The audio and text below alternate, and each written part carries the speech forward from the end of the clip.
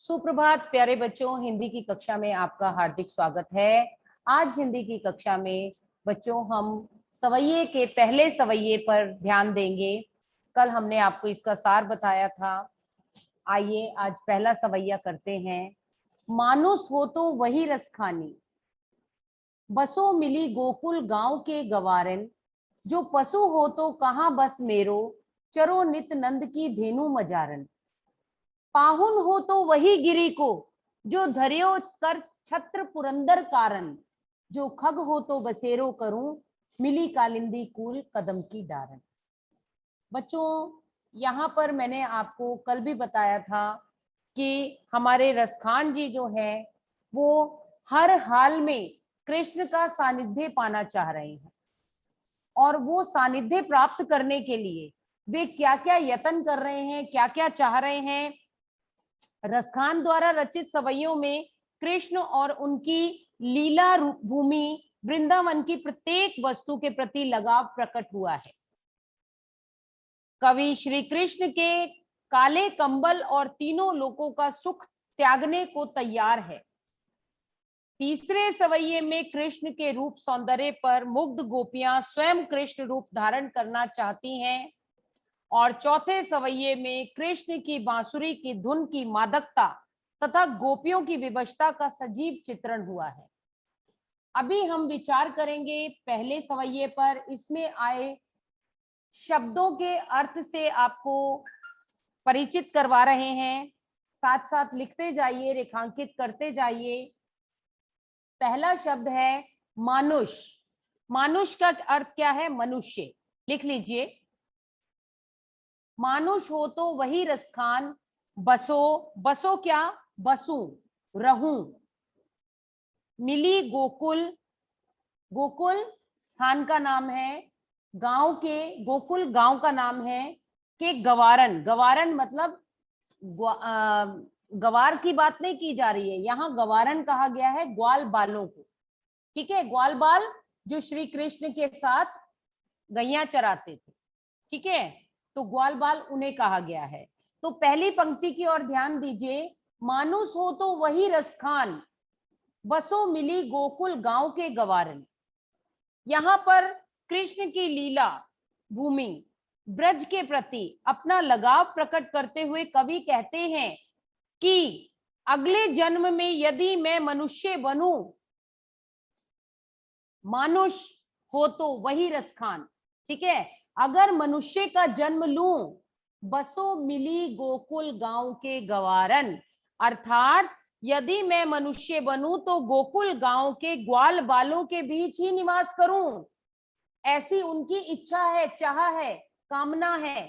ठीक है, अगली लाइन देखिए, दूसरी पंक्ति। जो पशु हो तो कहां बस मेरो, चरो नित नंद की धेनु मझारन, अर्थात पशु, पशु मतलब पशु। तो आप लिख लीजिए, पशु का अर्थ है पशु,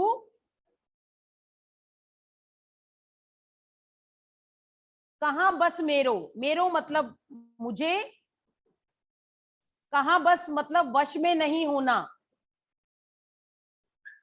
चरो, चरो का अर्थ है चरू, चरना, गाय भैंसे चरती है ना, चरना। नित, नित का नित नंद की धेनु मजारन, नित का अर्थ होता है हमेशा। धेनु, धेनु गाय को कहते हैं, और मझारन, मझारन का अर्थ है बीच में।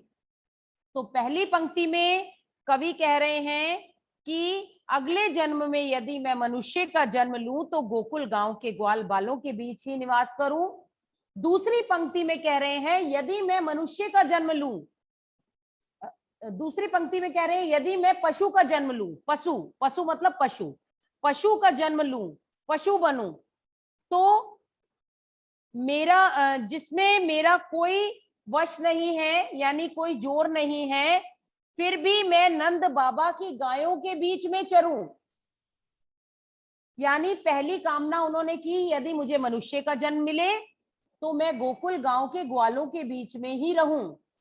यदि मुझे पशु का जन्म मिले तो मैं नंद बाबा की धेनु यानी गायें के साथ ही चरूं, यानी पशु के रूप में मैं मुझे गाय बनाना और मैं उन गायों के साथ चरूं जिन गायों को श्री कृष्ण चराते थे, नंद बाबा की गायें।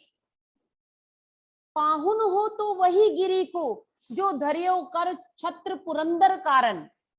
तो क्या कह रहे हैं? पाहन, पाहन क्या होता है बेटा? पत्थर। लिख लीजिए, पाहन पत्थर हो तो वही गिरी को, गिरी पर्वत,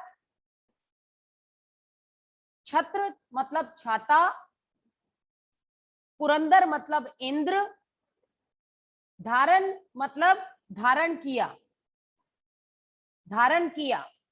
अब इसे समझने का प्रयास करिए। पहली पंक्ति में मनुष्य का जन्म लूं तो गोकुल गांव के ग्वाल बालों के बीच में ही मैं घूमूं खेलूं। यदि पशु का जन्म लूं तो नंद बाबा की गायों के साथ ही मैं चरूं। और यदि मैंने पत्थर का जन्म लिया तो मैं उसी पत्थर का, उसी पर्वत का, कौन से पर्वत का? गोवर्धन पर्वत, जिस पर्वत को धर्यो कर छत्र पुरंदर धारण, जिसको धारण किया था श्री कृष्ण ने अपनी उंगली पर, उसी पत्थर का हिस्सा बनूं। तो यहां पर क्या कह रहे हैं? यदि मैं पत्थर बनूं तो उसी गोवर्धन पर्वत का पत्थर बनूं जिसे कृष्ण ने अपनी उंगली पर उठाकर लोगों को इंद्र के प्रकोप से बचाया था। अब चौथी पंक्ति को ध्यान पूर्वक देखिए। जो खग हो तो बसेरो करूं। खग क्या होता है बेटा? पक्षी। लिख लीजिए, पक्षी। तो यदि मैं खग बनूं यानी पक्षी बनूं, बसेरो का अर्थ होता है निवास करूं, कालिंदी मतलब यमुना, कूल मतलब किनारा, कदम मतलब एक वृक्ष का नाम, दारन मतलब डालियां, शाखाएं। तो क्या कह रहे हैं वे कि यदि मैं पक्षी बनूं तो उसी कदम के पेड़ पर बसेरा बनाऊं। कौन से कदम के पेड़ पर? जो यमुना नदी के किनारे है तथा जिसके नीचे श्री कृष्ण रास रचाया करते थे। तो इन पंक्तियों के माध्यम से क्या कहा गया है? इन पंक्तियों द्वारा रसखान ने अपने आराध्य श्री कृष्ण की जन्मभूमि के प्रति लगाव को प्रदर्शित किया है। वे कहते हैं कि अगर अगले जन्म में मुझे उन्हें मनुष्य योनि मिले तो मैं गोकुल के ग्वालों के बीच रहने का सुयोग मिले। यदि मैं पशु योनि में जन्म लूं तो मैं ब्रज में ही रहना चाहता हूं और नंद बाबा की गायों के बीच में ही चरना चाहता हूं। यदि मुझे पत्थर के रूप में जन्म मिले तो मैं उसी पर्वत का, जिसे हरि ने, कृष्ण ने अपनी तर्जनी उंगली पर धारण करके ब्रज को इंद्र के प्रकोप से बचाया था, वही बनूं।